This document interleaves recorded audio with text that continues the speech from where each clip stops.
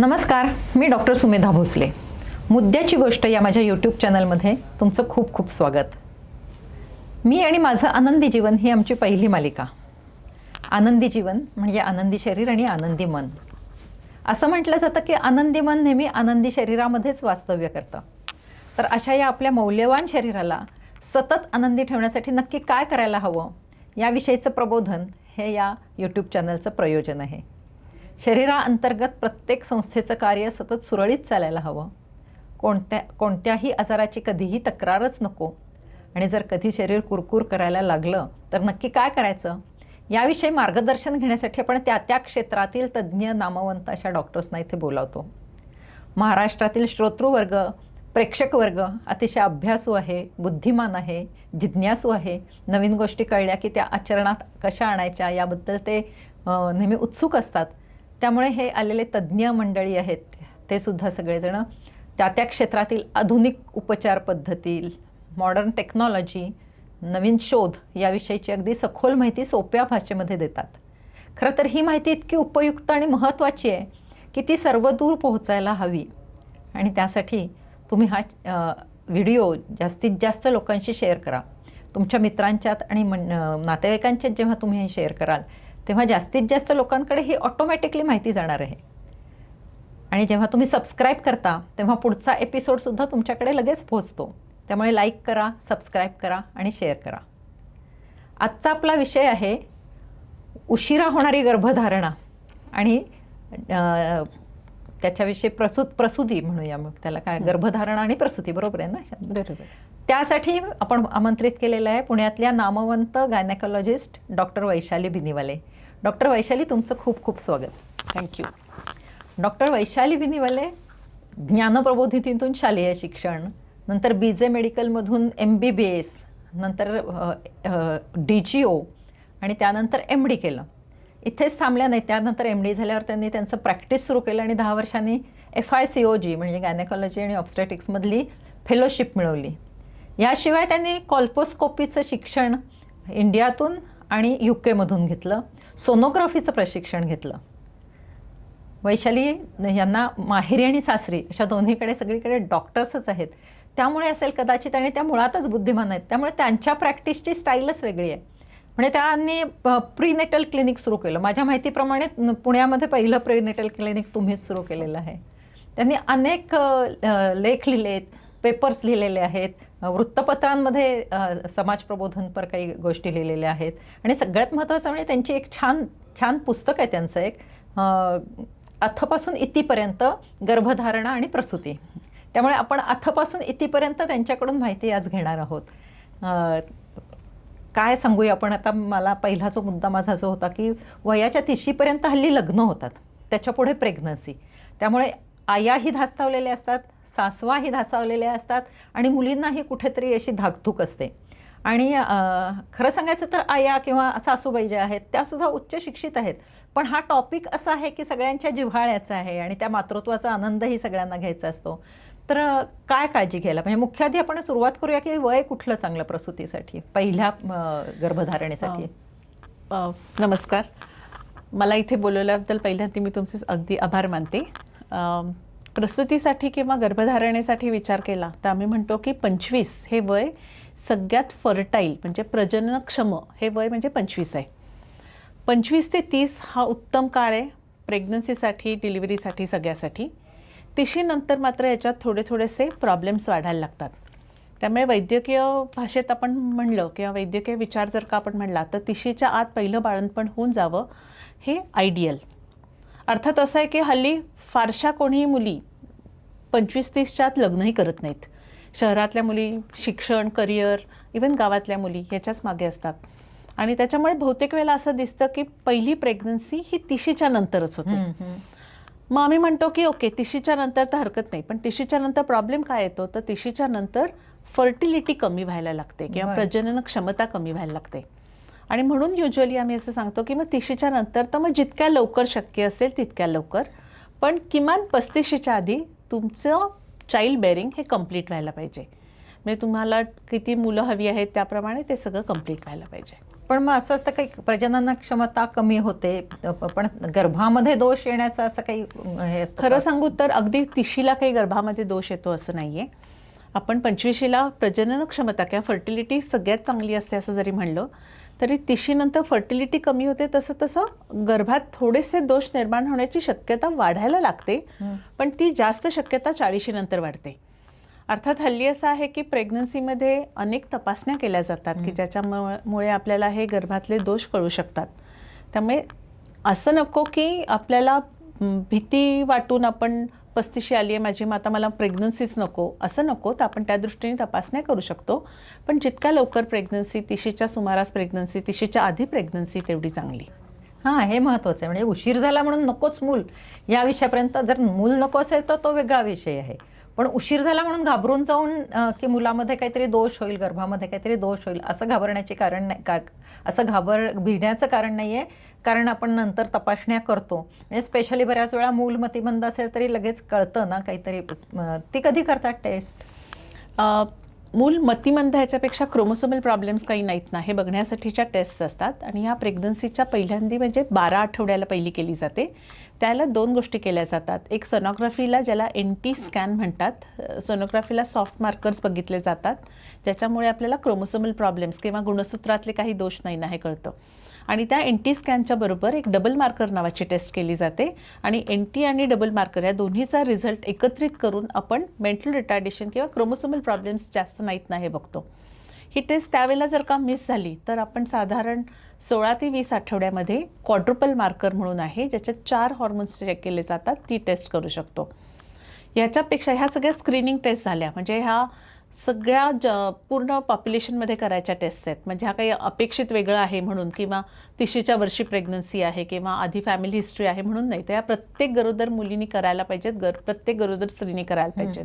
म्हणजे अगदी 25व्या वर्षी सुद्धा करायला पाहिजे. मात्र ज्या पेशंट्समध्ये असं होतं की डबल मार्कर आणि NTचा रिपोर्ट ॲबनॉर्मल आहे किंवा त्यांच्याकडे फॅमिली हिस्ट्री आहे ॲबनॉर्मल बेबीजची किंवा वेगळं काहीतरी कारण आहे की ज्याच्यामुळे पहिलंच मूल ॲबनॉर्मल होतं, तर तशांना मी मग अजून ॲडव्हान्स टेस्ट सांगतो. त्याच्यामध्ये पहिलं आहे ते म्हणजे NIPT किंवा NIPS म्हणून टेस्ट आहे. ही पण स्क्रीनिंग टेस्ट आहे, पण त्याची सेन्सिटिव्हिटी जवळजवळ 99% असते. आणि कन्फर्मेटरी टेस्ट आपण जर का म्हणलो, ज्याला डायग्नोस्टिक टेस्ट म्हणतो, म्हणजे बाकीच्या ह्या स्क्रीनिंग झाल्या, तर कन्फर्मेटरी टेस्ट आहे ती म्हणजे ॲम्निओसेंटेसिस करायचं, म्हणजे गर्भजल परीक्षा करायची. बाळाच्या भोवतीचं जे पाणी आहे ते तपासायला घ्यायचं. ते कधी करतात सध्या? तेही साधारण 16 ते 20 आठवड्यामध्ये करतात. आणि ते घेऊन तपासायला पाठवून त्याच्यामध्ये आपण ॲक्च्युअल गुणसूत्र चेक करू शकतो. त्याच्यात अनेक टेस्ट आहेत. फिश टेस्ट आहे, क्रोमोसोमल स्टडी केला जातो किंवा त्याच्यामध्ये मायक्रो ॲरे टेस्ट केली जाते. ह्या सगळ्यांनी आपल्याला बाळामध्ये गुणसूत्रातले दोष नाहीत ना हे केलं जातं. युजली तुमचे डॉक्टर तुम्हाला पहिल्यांदा स्क्रीनिंग टेस्ट सांगतात आणि त्याच्यात काही प्रॉब्लेम आला तरच ॲडव्हान्स टेस्ट सांगतात किंवा डायग्नोस्टिक टेस्ट सांगतात. हल्ली आणि असं आढळतंय की मुलींचं लग्न 30व्या वर्षी झालं आहे, करिअरमध्ये आणखीन छान संधी मिळाली आणि पुढचे 3-4 वर्ष तर पुन्हा प्रेग्नन्सी नको आहे, मग ओव्हम प्रिझर्व करूया, तर ते कितपत सेफ आहे? तसं करावं का? हा खूप कॉमन हल्लीचा प्रश्न आहे मुलींचा. कारण असं आहे की शिक्षण तर झालं पाहिजे, करिअर तुमचं थोडंसं सेटल व्हायला पाहिजे. पण याच्यामध्ये मला एक सांगायला असं खूप आवडेल की अनेक वेळेला कपल्स येतात, जोडपी येतात आणि ती असं म्हणतात नाही आम्हाला अजून सेटल व्हायचं आहे. तर सेटल व्हायचं आहे म्हणजे नक्की काय? म्हणजे तुम्हाला घर घ्यायचं आहे, बंगला घ्यायचा आहे, परदेशी कुठेतरी ट्रिपला जाऊन यायचं आहे, हे सेटल होणं आहे का? का तुम्ही तुमच्या बाळाला छान आयुष्य देऊ शकाल ह्या दृष्टीने सेटल व्हायचं आहे? हा एक पहिल्यांदा आपल्याला विचार करायला पाहिजे. त्यामुळे सेटल आपण कधीच होत नाही. मला आत्तासुद्धा मी सेटल झाल्यासारखं वाटत नाही. त्यामुळे सेटल होणं याची डेफिनेशन थोडीशी बदलायला पाहिजे. पण कधी कधी मात्र असं होतं की आपल्याला इतक्यात प्रेग्नन्सी किंवा इतक्यात लग्न शक्य नाही आहे असं होऊ शकतं. आता एक छोटीशी एक्झाम्पल सांगायचं तर माझ्याकडे एक पेशंट आहे जिचं पहिलं लग्न झालं आणि आता डिव्होर्सची केस चालली आहे. पण डिव्होर्सला किती वेळ लागेल हे सांगता येत नाही आहे. तिचं वय स्वतःचं 35-36 आहे. तिला परत लग्न करण्याचं, परत मूल होऊन देण्याची सगळ्याची इच्छा आहे. मग तिने काय करावं? मग अशा वेळेला किंवा इतर वेळेला, आता अजून एक पेशंट आहे की ज्याच्यामध्ये आत्ता तिने लग्न तिला नाही करायचं कारण कोणी तसं दृष्टीपथात नाही आहे, पण वय तर 30च्या वर उलटून चाललं आहे, मुलं होण्याची पुढे इच्छा आहे. मग अशा आहे ना ओव्हम फ्रीझिंग किंवा ओव्हम प्रिझर्वेशन, ज्याच्यामध्ये स्त्रीबीज जपून ठेवतात आणि त्याच्यानंतर ते जेव्हा हवं तेव्हा वापरता येतं, ही प्रोसेस करता येते. ही एक अत्यंत उत्तम आणि आधुनिक प्रोसेस आहे आणि ह्याच्यामध्ये युजली यंग एजमधलं एक ठेवलं जातं, कारण या वयातलं एक हे चांगल्या क्वालिटीचं आहे असं आपण समजतो. आणि ज्यांना 40 नंतर प्रेग्नन्सी हवी आहे किंवा 40च्या सुमारास प्रेग्नन्सी आहे त्यांना ते वापरता येतं. अनेक इन्फर्टिलिटी स्पेशलिस्ट हे करू शकतात. सेफ असतं ना, त्यामुळे खर्चाचा प्रश्न वेगळा, ज्याला तो परवडेल तोच करणार. फक्त सेफ्टीच्या दृष्टीने सेफ्टी वाईज ते अगदी सेफ असतं. म्हणजे हे एक वापरलं म्हणून पुढे बाळामध्ये काही दोष होतील किंवा असं काही नसतं, कारण ते एक अत्यंत चांगल्या पद्धतीने प्रिझर्व केलं जातं. हा मेसेज त्या मुलीच्या आईला आणि सासूबाईंना होणाऱ्या, किंवा जर लग्न ठरलं नसेल, डिव्होर्स वगैरे प्रॉब्लेम तुम्ही म्हणालात तसं असेल, तर आईला आणि इतर नातेवाईकांना, कारण त्यांना खूप काळजी वाटते असं कसं आणि मग पुढचे सगळे कॉम्प्लिकेशन्स, तर त्यात सेफ आहे, घाबरून जाण्याचं काही कारण नाही. जर तुमची परिस्थिती असेल तर किती खर्च येतो म्हणजे तेही सांगून. साधारण मला वाटतं त्या प्रिझर्वेशनसाठी 2.5 ते 3 लाख रुपये खर्च येतो, पण त्याच्यानंतर त्याचं ते काही वर्ष प्रिझर्व करायला लागत असेल तर त्याप्रमाणे दर 2-3 वर्षांनी ते आपल्याला एक्सटेंड करायला लागतं. त्याला सुद्धा 1 लाखभर रुपये वगैरे खर्च येतो. याला एक अत्यंत अजून एक उत्तम रिझन की ज्याच्यासाठी एक प्रिझर्वेशन करायला लागू शकतं ते म्हणजे एखादी पेशंट आहे की जिला कॅन्सर झालाय कसला तरी आणि त्यामुळे तिला किमोथेरपी किंवा रेडिओथेरपी घ्यायची आहे आणि अशा वेळेला असं शक्य असतं की त्यामुळे तिच्या शरीरातली एग्सची क्वालिटी चांगली राहणार नाही आहे. अशा वेळेला पण एग्स प्रिझर्व केली जातात. एग्स आधीच काढून, म्हणजे किमो किंवा रेडिओथेरपी देण्याच्या आधी एग्स काढून घेतली जातात, ती जपून ठेवली जातात आणि त्याच्यानंतर तिची सगळी ट्रीटमेंट पूर्ण झाली की त्याच्यानंतर ती बरी झाली की त्याच्यानंतर ती एग्स वापरून तिला स्वतःचं मूल होऊ शकतं. किती छान 2 पॉझिटिव्ह गोष्टी तुम्ही इथे सांगितल्या डॉक्टर, की कॅन्सरमधून बरं होतो, हा पहिला भाग आहे. आणि दुसरं म्हणजे की आधी एग्स प्रिझर्व करून ठेवली तर चांगल्या क्वालिटीची एग्स आपल्याला, जे आजार होण्याच्या आधी आपण निरोगी असतानाच्या उत्तम क्वालिटीची ओव्हम्स आहेत ते आपल्याला अवेलेबल होऊ शकतात. त्यामुळे नवीन तंत्रज्ञानाचा फायदा करून घ्यायचा आहे आपण, त्याचा बाऊ करायचा नाही आहे. हा जुन्या पिढीला सल्ला आहे आणि मुलींना सुद्धा सल्ला आहे की घाबरून जाऊ नका, उशीर झाला तरी काही बिघडत नाही. जर तुम्हाला मातृत्व हवं असेल तर ते मिळू शकतं. आता लग्न झाले, 30 नंतर गर्भधारणा झाली आहे, तर मग प्रेग्नन्सी तशीच नॉर्मल असते का काही कॉम्प्लिकेशन्स असतात त्याच्यात? म्हणजे आम्ही पूर्वीच्या काळी 30 नंतरची प्रत्येक प्रेग्नन्सी ही हाय रिस्क प्रेग्नन्सी म्हणायचो, कारण त्याच्यामध्ये थोडेसे प्रॉब्लेम्स येण्याची शक्यता जास्त असते. काय प्रॉब्लेम्स येऊ शकतात तर एकतर एक क्वालिटी चांगली नसेल तर किंवा ओल्ड एग असेल तर त्याच्यामुळे अबॉर्शन्सची किंवा मिसकॅरेजेसची शक्यता जास्त असते. आणि मिसकॅरेजेस प्रमाणेच आपण मगाशी बोललो तसं थोडीशी रिस्क, म्हणजे जसं वय वाढतं तशी ती ॲबनॉर्मलिटीज बाळामध्ये होण्याची रिस्क पण वाढत जाते.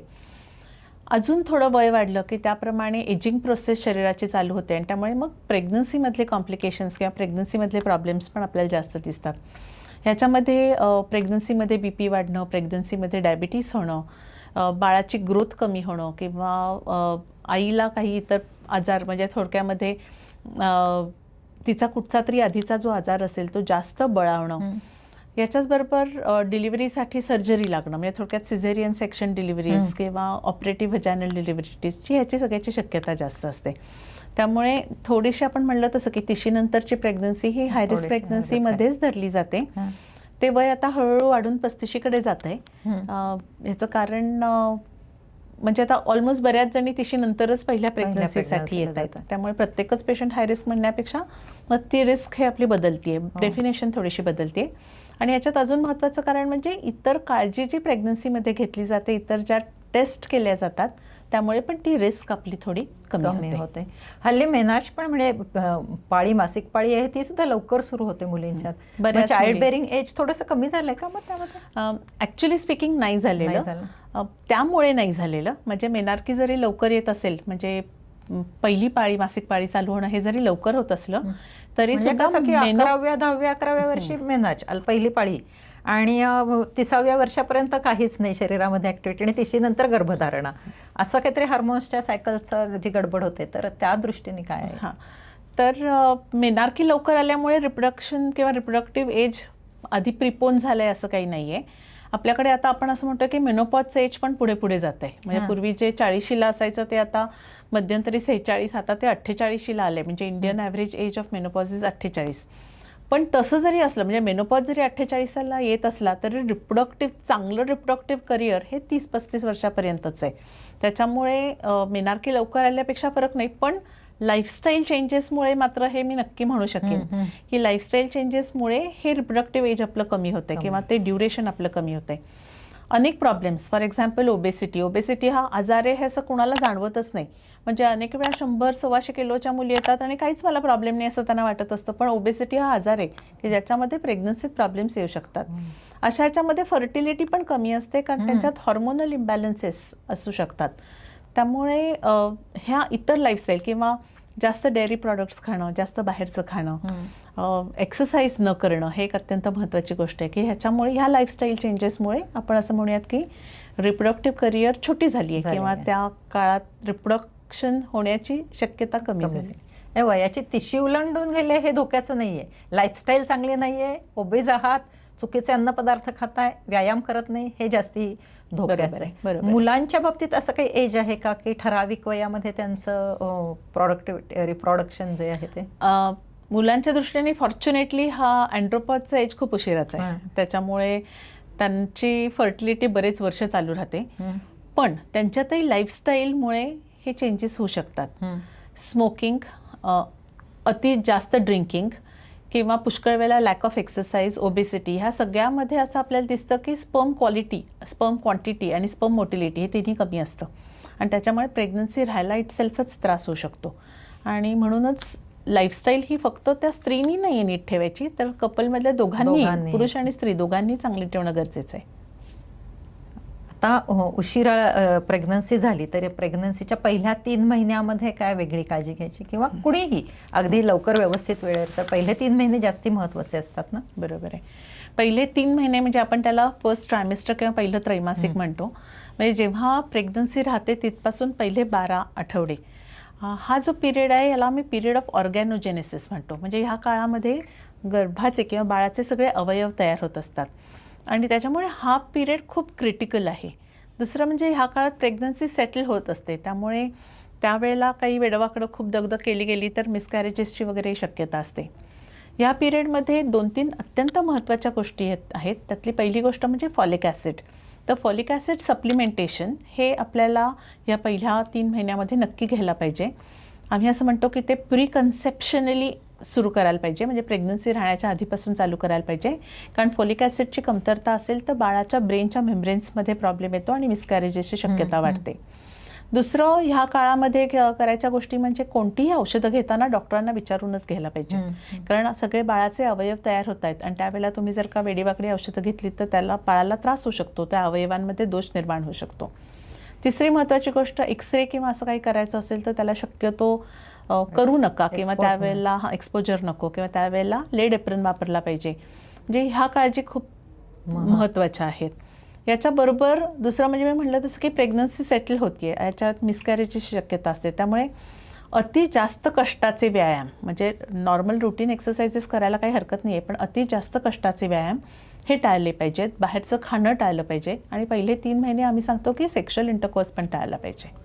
मग गायनाकॉलॉजिस्टना कधी भेटायचं? म्हणजे 40व्या दिवशी साधारण हल्ली ते प्रेग्ना टेस्ट घरीच करतात आणि गायनाकॉलॉजिस्टना कधी भेटायचं याबद्दल संभ्रम असतो, कारण त्यांचं त्यांनीच कन्फर्म केलेलं असतं. मी गायनेकॉलॉजिस्ट आहे म्हणून सांगत नाही आहे, पण गायनेकॉलॉजिस्टला प्रेग्नन्सी राहण्याच्या आधी भेटायला पाहिजे. म्हणजे त्याला प्री कन्सेप्शन आपण जे म्हणतो तर प्री कन्सेप्शन काउन्सिलिंगसाठी भेटायला पाहिजे. याचं सगळ्यात महत्त्वाची गोष्ट मगाशी मी म्हणलं तसं फॉलिक ॲसिड सुरू करायचं असतं आणि ते आयडियली मी म्हणतो की प्रेग्नन्सी राहण्याच्या आधी मिनिमम 2 महिने तरी चालू करा. दुसरी त्याच्यातली गोष्ट अशी की आम्ही प्री प्रेग्नन्सी पिरियडमध्ये थोडी इन्व्हेस्टिगेशन्स करून घेतो. कुठची इन्व्हेस्टिगेशन्स आहेत तर हिमोग्लोबिन करून घेतो. भारतातल्या जवळजवळ 50% स्त्रियांमध्ये अनिमिया असतो, म्हणजे हिमोग्लोबिन कमी असतं. अगदी ॲफ्लुएंट क्लासमध्ये अगदी. त्यामुळे त्यांचं हिमोग्लोबिन आधी व्यवस्थित लेव्हलला चांगल्या पातळीला यायला पाहिजे हे आपण बघतो. दुसरं, जर का ॲबनॉर्मल शुगर्स असतील, आता भारत आपण म्हणतोय की डायबेटोजेनिक कंट्री आहे, म्हणजे ज्याच्यामध्ये डायबिटीस खूप आहे, डायबिटीसचं कॅपिटल म्हणतो आपण. तर शुगर ॲबनॉर्मिटीज असतील तर होणाऱ्या बाळामध्ये परत ॲबनॉर्मिटीज, हृदयामध्ये काही प्रॉब्लेम्स येऊ शकतात. त्यामुळे शुगर आधी नॉर्मल व्हायला पाहिजे. थायरॉईड ॲबनॉर्मिटीजने सुद्धा बाळामध्ये प्रॉब्लेम येतो. त्यामुळे हिमोग्लोबिन, थायरॉईड आणि शुगर आणि बरोबर थॅलेसिमिया स्क्रीनिंग हे आपण प्री कन्सेप्शन पिरियडमध्येच करून घेतो.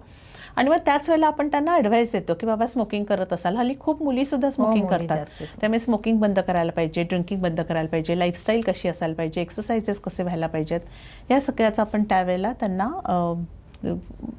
सांगतो म्हणजे कसं काय करायला पाहिजे. प्रेग्नन्सीच्या आधी 2 महिने जेव्हा तुम्ही प्लॅन कराल तेव्हा डॉक्टर्सना गायनेकॉलॉजिस्टना भेटा, शरीराची तयारी करा प्रेग्नन्सीसाठी, कारण भरपूर कमतरता आढळत आहेत. स्मोकिंग, लाईफस्टाईल ह्या तर गोष्टी आहेतच, शिवाय ॲफ्लुएंट क्लासमध्ये सुद्धा ॲनिमिया आहे, त्यामुळे पूर्ण तयारी करून मगच बाळाचा प्लॅन केला पाहिजे. आणि अजून महत्त्वाची ह्याच काळात घ्यायची गोष्ट म्हणजे ओबेसिटी सुद्धा खूप कॉमन आहे. त्यामुळे आम्ही म्हणतो की आधी वजन खूप जास्त असेल तर ते आधी थोडं कमी करा आणि मगच तुम्ही चान्स घ्या, कारण ओबेसिटीमुळे तुम्हाला प्रेग्नन्सीमध्ये काही प्रॉब्लेम्स होणार आहेत. एकदा प्रेग्नन्सी राहिली पाहिजे, तुम्ही घरच्या घरी हल्ली किट आणता आणि टेस्ट करता, ज्या वेळेला तुम्हाला लक्षात येतं की प्रेग्नन्सी राहिली त्यावेळेला इमिजिएटली तुम्ही तुमच्या गायनेकॉलॉजिस्टला जाऊन भेटलं पाहिजे. त्याचं कारण असं आहे की आधी फॉलिक ॲसिड घेत नसाल तर ते सुरू करतो आपण, तुम्हाला त्याच्या डूज आणि डोंट्स प्रेग्नन्सीमध्ये काय करायचे आहेत नाही ते सांगतो आणि त्याप्रमाणे मग ॲडव्हाइस द्यायला आपली सुरुवात होते. 2 महिने आधी किंवा प्रेग्नन्सी कन्फर्म झाल्यावर लगेच भेटायला पाहिजे, हे याचं उत्तर आहे. आणि पहिली सोनोग्राफी कधी करायची? युजली पहिली सोनोग्राफी साधारण 8 आठवड्याला केली जाते. फक्त कधी कधी काय होतं की काहीतरी कॉम्प्लिकेशन आपल्याला जर का अपेक्षित असेल, म्हणजे फॉर एक्झाम्पल ब्लिडिंग झालं आहे प्रेग्नन्सीमध्ये किंवा पोटात दुखतं आहे, तर अशा वेळेला इतर काही कॉम्प्लिकेशन नाही बघायला आपण अगदी 5व्या आठवड्यापासून सुद्धा सोनोग्राफी करू शकतो. पण नाहीतर नॉर्मली ती 8व्या आठवड्यात केली जाते. या 8व्या आठवड्याच्या सोनोग्राफीमध्ये आपल्याला बेसिकली युट्रसमध्ये बेबी आहे ना का युट्रसच्या बाहेर बेबी आहे, ज्याला एक्टोपिक प्रेग्नन्सी म्हणतात, ते आपल्याला कळतं. सिंगल आहे का मल्टिपल आहेत हे आपल्याला कळतं. त्या बाळाचे हार्टबीट्स आपण बघतो, त्याच्यामुळे ते लाईव्ह आहे ना हे आपल्याला कळतं. आणि मग इतर काही कॉम्प्लिकेशन्स असतील तर, म्हणजे आत ब्लिडिंग झालं असेल तर वगैरे, हे पण आपल्याला कळतं. सोनोग्राफीचं महत्त्व अनन्यसाधारण आहे या सगळ्या गोष्टींनी. त्यामुळे वरच्या पिढीमध्ये, आमच्या वेळी नव्हती सोनोग्राफी आणि काही गरज नसते असे काही कन्सेप्ट्स नको आहेत कोणामध्ये. व्यवस्थित गायनेकॉलॉजिस्टचे सल्ले पाळायला हवेत सेफ बेबीसाठी आणि सेफ बाळंतपणासाठी.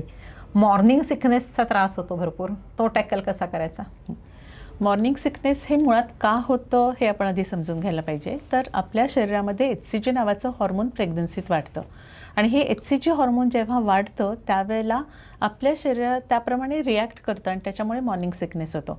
मॉर्निंग सिकनेस असं जरी नाव असलं तरी तो मॉर्निंगमध्येच होतो असं नाही, तो दिवसभरात कधीही होऊ शकतो. आणि त्याच्यात कॉमन कंप्लेंट म्हणजे मळमळणं, कोरड्या उलट्या होणं, काही खावंसं न वाटणं, किंवा एखादी गोष्ट खूप खावीशी वाटणं, ज्याला आपण डोहाळे म्हणतो, किंवा वाससुद्धा काही काही सहन होत नाहीत, हे त्यातली कॉमन लक्षणं आहेत.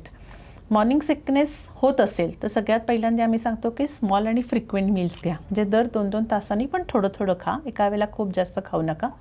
ज्या गोष्टी तुम्हाला नको वाटत आहेत, एखादा स्मेल नको वाटत असेल, फोडणीचा पदार्थ नको वाटते तर खाऊ नका, पण शक्यतो असा प्रयत्न करा की तुम्ही न्यूट्रिशियस काहीतरी खाताय.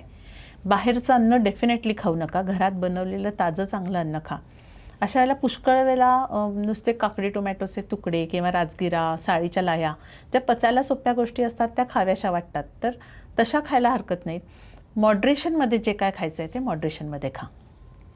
ओव्हरऑल प्रेग्नन्सीमध्ये आहार कसा ठेवावा? कारण हल्ली झालं आहे कसं, मुलींना वेटबद्दल काही मुली खूप कॉन्शियस आहेत की मला प्रेग्नन्सीमध्ये वजन वाढूच द्यायचं नाही. आईचं आणि आजीचे सल्ले असतात ते थोडेसे वेगळे असतात की 2 जीवांचा आहार घेतला पाहिजे, म्हणजे 2 टोकं दिसतात दोन्ही बाजूला. हे 2 जीवांचा आहार घेणं हे एक टोक आणि अगदीच माझं वजनच वाढून द्यायचं नाही, फक्त बाळाचं वजन वाढलं पाहिजे असा अट्टाहास करणाऱ्याही मुली आढळतात. यात सगळ्यात पहिली गोष्ट मी नॉर्मली सांगते की एकच स्त्री आहे जी गरोदर आहे, दुसरं छोटासा गर्भ आहे, त्यामुळे त्याला अख्ख्या ॲडल्ट किंवा अख्ख्या माणसाच्या आहाराची गरज नाही. त्यामुळे पहिला जो कन्सेप्ट आहे की 2 जणांचं जेवलं पाहिजे हा अतिशय चुकीचा कन्सेप्ट आहे. आपल्याला थोड्याशा कॅलरीज एक्स्ट्रा घ्यायच्या आहेत, आपल्याला खूप जास्त खायचं नाही आहे. उलट आम्ही म्हणतो की प्रेग्नन्सीमध्ये असं होतं की वाढणाऱ्या युट्रसमुळे स्टमकची कपॅसिटी कमी होते आणि त्यामुळे एका वेळेला जास्त खाणं जात नाही. त्यामुळे स्मॉल फ्रिक्वेंट मील्स घ्या, हा पहिला त्यातला ॲडवाईस. याच्यामध्ये अजून आपण एक गोष्ट सांगतो, म्हणजे बाहेरचं खाणं पूर्णपणे बंद करा, कारण 2 गोष्टी आहेत, एक तर लूज मोशन्स वगैरे व्हायला नकोत आणि कावेळी वगैरे सारखं काही व्हायला नको. आणि अजून प्रिझर्वेटिव्ह असलेल्या गोष्टी शक्यतो खाऊ नका, खूप स्पायसी, खूप ऑइली असं खाऊ नका. आता आयडियल वेट गेन किती असायला पाहिजे? तर आयडियल वेट गेन आपण असं म्हणतो की ज्यांचं ॲव्हरेज वेट आहे त्यांचं 11 किलो साधारण वजन 9 महिन्यात वाढायला पाहिजे. ज्या अंडरवेट आहेत त्यांनी साधारण 16 किलो वजन वाढवायला पाहिजे आणि ज्या ओव्हरवेट किंवा ओबीज आहेत त्यांनी साधारण 5 ते 6 किलो वजन वाढवून पुरे. म्हणजे थोडक्यामध्ये महिन्याला अर्धा ते 1 किलो किंवा ॲव्हरेज वेट ह्याच्यामध्ये 1 ते 2 किलो एवढंच वजन आपल्याला वाढवायचं आहे. आणि वजन वाढवणं हे जास्त प्रोटीन्स खाऊन करा. म्हणजे गोड तेलकट हे खाऊन आपल्याला वजन नाही वाढवायचं आहे, तर जास्त प्रमाणात प्रोटीन्स खाऊन आपण आपलं वजन वाढवायचं आहे. न्यूट्रिशनला महत्त्व द्यायचं आहे. आणि प्रोटीन्समध्ये काय काय येईल तर प्रोटीन्समध्ये मिल्क प्रॉडक्ट्स येतील, डाळी येतील, मोड आलेली कडधान्य येतील, सर्व प्रकारचे नट्स येतील. ह्याच्याचबरोबर नॉनव्हेज खात असाल तर एग्स, चिकन, फिश म्हणजे लीन प्रोटीन्स आपण ज्याला म्हणतो ते लीन प्रोटीन्स येतील आणि ह्या सगळ्याचा आहारात व्यवस्थित समावेश हवा. याच्याबरोबर व्हेजिटेबल्स, ह्याच्याबरोबर आपण व्हायटामिन मिनरलसाठी व्हेजिटेबल्स आणि सॅलड्स घ्यायला पाहिजेत. भारतात मी म्हटलं तसं की खूप अनिमियाचं जास्त प्रमाण आहे, त्यामुळे ग्रीन लिफी व्हेजिटेबल्स, डेट्स किंवा बीटरूट ह्याचा आहारात आपला समावेश हवा. आणि ह्याच्याबरोबर कार्बोहायड्रेट्स बिलकुल नको असंही नाही, कारण इन्स्टंट एनर्जीसाठी कार्बोहायड्रेट्ससुद्धा तेवढीच महत्त्वाची असतात. त्यामुळे आपण जो म्हणतो संतुलित आहार पाहिजे तसा संतुलित आहार आपल्याला प्रेग्नन्सीत घ्यायला हवा. मुख्य म्हणजे घरी शिजलेलं अन्न, ताजं अन्न आणि संतुलित आहार हे 3 महत्त्वाचे मुद्दे आहेत. आता आणखीन एक गैरसमज आहे की पपया, फणस किंवा आंबा असे उष्ण पदार्थ म्हणतात ते खाऊ नयेत. त्यात किती तथ्य आहे? कारण गुगलवरती मुली बघतात चालतं, आई वडील म्हणतात नाही चालत आणि मग ते युद्ध सुरू असतं सारखं. आमच्या शास्त्रामध्ये ॲक्च्युली हे खाऊ नका किंवा पायनॅपल्स खाऊ नका किंवा पपई खाऊ नका असं काही नाही आहे. फक्त मी म्हणलं तसं एव्हरीथिंग इन मॉडरेशन.